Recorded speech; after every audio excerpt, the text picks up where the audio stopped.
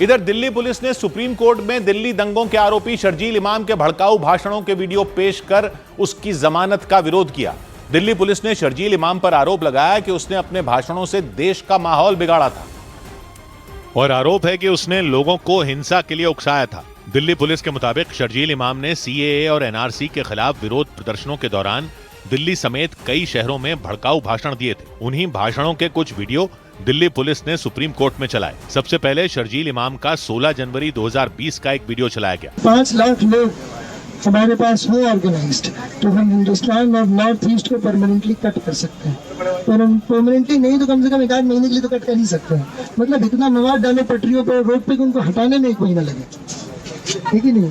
जाए एयरफोर्स से, आसाम को काटना हमारी जिम्मेदारी है। दिल्ली पुलिस ने आरोप लगाया कि इस भाषण के जरिए शर्जील इमाम ने लोगों को भड़काने की कोशिश की थी और दिल्ली पुलिस के मुताबिक उसका मकसद देश के अलग अलग हिस्सों में हिंसा भड़काना था। दिल्ली पुलिस के मुताबिक उत्तर प्रदेश के अलीगढ़ में शर्जील इमाम ने अपने भड़काऊ भाषण से लोगों को हिंसा के लिए उकसाया था और तो और अपने उस भाषण के दौरान उसने जम्मू कश्मीर, ट्रिपल तलाक, अयोध्या और नागरिक संशोधन बिल का जिक्र भी किया था। दिल्ली पुलिस ने आरोप लगाया कि अपने भाषण से उसने लोगों को सरकार के खिलाफ हिंसा करने के लिए उकसाने की कोशिश की थी। बीजेपी को फुल मेजोरिटी मिली तो कश्मीर का मसला आया, ट्रिपल तलाक का मसला आया, अयोध्या बाबरी का मसला आया और अब जो है सीएए एनआरसी का मसला आया। शर्जील इमाम ने उत्तर प्रदेश के अलीगढ़ में रात के वक्त ये भाषण दिया था और उस दौरान वहां बड़ी संख्या में लोग मौजूद थे और वहां मौजूद हर आदमी उसकी बात को चुपचाप सुनता नजर आया था। दिल्ली पुलिस के मुताबिक उत्तर प्रदेश के अलीगढ़ में 16 जनवरी 2020 को दिए अपने भाषण के करीब 7 दिन बाद भी शर्जील इमाम ने इसी तरह का एक और भड़काऊ भाषण दिया था और दिल्ली पुलिस ने 23 जनवरी 2020 को दिए उसके भाषण का वीडियो भी सुप्रीम कोर्ट में चलाया। आरोप लगाया गया कि अपने उस भाषण में शर्जील इमाम मुस्लिम समुदाय के लोगों पर हमले की बात करते हुए उन्हें भड़काने की कोशिश करता नजर आया था। इत्मीनान रख लें कि हमला मुसलमानों पर, ठीक है, इस बात पे पहले इत्मीनान कर लेंगे कि हमला संविधान पे नहीं है। संविधान तो बदलता रहता है, तो इसी को संविधान बना देंगे। आप क्या कीजिएगा, क्या कर लीजिएगा। दिल्ली पुलिस ने यह भी आरोप लगाया कि प्रदर्शन के दौरान मंच से वो लगातार लोगों को संविधान, कोर्ट और सरकार के खिलाफ उकसाने में जुटा था और दिल्ली पुलिस के मुताबिक शर्जील इमाम ने भड़काऊ भाषण उन शहरों में जाकर दिए थे जहां सीएए यानी नागरिकता संशोधन बिल के विरोध में बड़ी संख्या में मुस्लिम समुदाय के लोग धरने पर बैठे थे और दिल्ली पुलिस ने आरोप लगाया कि उसी बात का फायदा उठाकर शर्जील इमाम मुस्लिम समुदाय के लोगों में जहर भरने में जुट गया था। दिल्ली पुलिस के मुताबिक 23 जनवरी 2020 को दिए अपने उस भाषण में शर्जील इमाम ने सुप्रीम कोर्ट के फैसले पर भी सवाल उठाए थे। कोर्ट किसी का नहीं है। आपको लगता है कोर्ट आपका हमदर्द है? आपको ऐसा लगता है? बताइए, ट्रिपल तलाक में क्या किया इन लोगों ने? मुसलमान मर्दों को जेल भेजने का सामान किया, लेकिन बाबरी मस्जिद में क्या किया? आपकी जमीन छीन के किसी और को दे दी। पुलिस ने दावा किया कि शर्जील इमाम अपने भाषणों के जरिए देश का माहौल बिगाड़ने में लगा था और दिल्ली पुलिस के मुताबिक शर्जील इमाम का मकसद प्रदर्शनों की आड़ में दिल्ली के अंदर दंगा भड़काने का था। दिल्ली पुलिस ने इस बात का भी दावा किया कि इसी वजह से वो अपने भाषणों में लगातार दिल्ली का जिक्र करता था और सुप्रीम कोर्ट में दिल्ली पुलिस ने आरोप लगाया कि शर्जील इमाम ने मुस्लिम समुदाय के लोगों में सरकार के खिलाफ गुस्सा भरने की कोशिश की थी। वो अपने भाषणों में लगातार दिल्ली का जिक्र भी करता था। दिल्ली को ये कश्मीर बना नहीं सकते, आपको भी पता है। इन्हीं की जमानत होगी, हमारी नहीं होगी। अगर ये दिल्ली में गोली चलवाए, आर्मी लगवाए, तो जमानत किसकी है? मुसलमानों की नहीं, सरकार की जमानत। सरकार की को दलील होना पड़ेगा। दिल्ली पुलिस के मुताबिक शर्जील इमाम ने इसी तरह कई जगहों पर लोगों को उकसाने वाले भाषण दिए थे और दिल्ली पुलिस ने आरोप लगाया कि जनवरी 2020 में शर्जील इमाम के दिए भाषणों की वजह से ही दिल्ली में हालात खराब हो गए थे। दिल्ली पुलिस ने यह आरोप इसलिए लगाया क्योंकि करीब 1 महीने बाद फरवरी 2020 में दिल्ली में हिंसा भड़क गई थी और देखते ही देखते दिल्ली के कुछ इलाके हिंसा की आग में झुलस गए थे। हिंसा के दौरान 50 से ज्यादा लोगों की जान चली गई थी और सैकड़ों करोड़ों रुपए की सार्वजनिक संपत्ति को नुकसान हुआ था।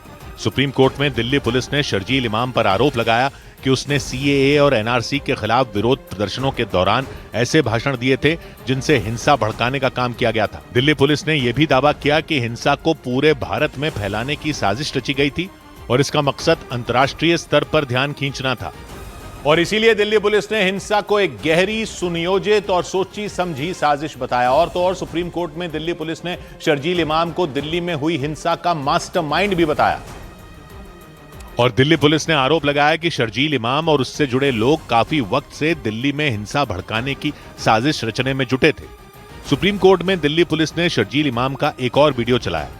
पुलिस के मुताबिक उसने 13 दिसंबर 2019 को दिल्ली के जामिया नगर इलाके में लोगों को उकसाने की कोशिश की थी। ये दिल्ली है भाई, ये फ्लाईओवर गिरे जरा, पूरी दुनिया को खबर हो, समझ रहे हैं ना। और तीसरी चीज, भैया लाठी खाने से न डरे। बिल्कुल बिल्कुल। अगर किसी का हाथ टूटा है तो अलग बात है, कौन का पैर टूटा है तो अलग बात है। लाठी खाने से न डरे।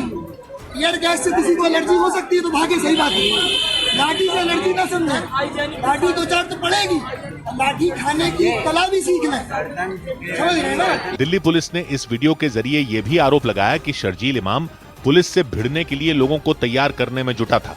और पुलिस के मुताबिक शर्जील इमाम ने लोगों को इस बात के लिए भी तैयार किया था कि वो किसी भी सूरत में सड़क से न हटें। सुप्रीम कोर्ट को पुलिस ने बताया कि उसने लोगों को पुलिस से बचने के तरीके तक सिखाए थे ताकि पूरी दिल्ली को हिंसा की आग में झोंका जा सके। फरवरी 2020 में हुआ भी वैसा ही था।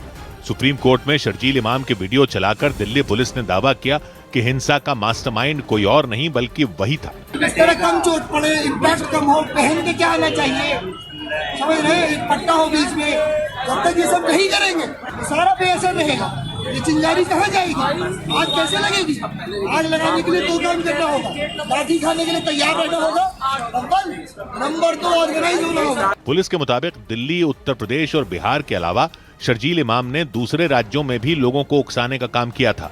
और सबूत के तौर पर पुलिस ने सुप्रीम कोर्ट में शर्जील इमाम का एक दूसरा वीडियो भी पेश किया। पुलिस के मुताबिक 22 जनवरी 2020 को शर्जील इमाम ने पश्चिम बंगाल के आसनसोल में भी उकसावे वाला भाषण दिया था और आरोप लगाया कि उस भाषण में भी उसने हिंदुस्तान और पाकिस्तान के बीच हुई जंग का जिक्र करते हुए लोगों को उकसाया था। हिंदुस्तान और पाकिस्तान की जंग के पादाश में लाखों करोड़ों लोग बेघर हुए और उनकी जिम्मेदारी अकेली न असम की है, न पाकिस्तान की है, न बांग्लादेश की है।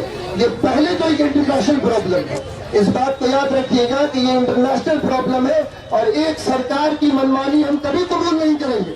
दिल्ली पुलिस के मुताबिक पश्चिम बंगाल के आसनसोल में भी सीएए और एनआरसी के विरोध में लोगों ने प्रदर्शन किया था, जिसका फायदा उठाकर शर्जील इमाम ने देश का माहौल बिगाड़ने की कोशिश की थी।